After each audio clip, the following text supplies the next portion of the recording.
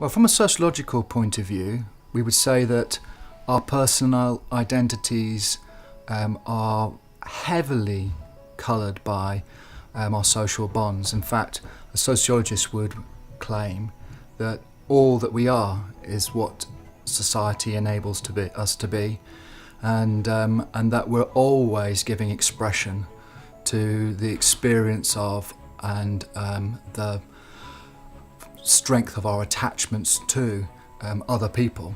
So a sociologist would think that our personal identities are thoroughly social and that we're thoroughly social beings.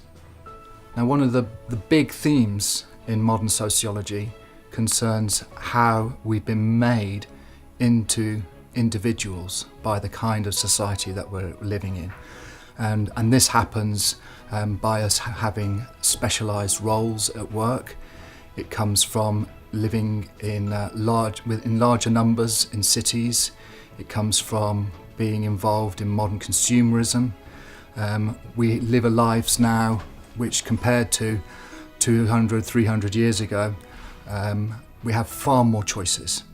And in fact, those choices are often experienced as a burden to people. We have no choice but to choose how to live, who to be, how to relate to one another, in a world where we know that there are many other different people around us that we have to get on with, that we have to learn how to relate to. So there's a huge difference. And then one of the things I'm particularly interested in, and what I'm going to be speaking about at this conference, is how we've acquired through this experience a greater interest in, passion for human rights. How, if you like, what's awakened within us are more humanitarian commitments and concerns. Now, often we're very frustrated by those, and we're very frustrated with the weakness of humanitarian bonds and the harmful, perhaps, consequences of humanitarian actions.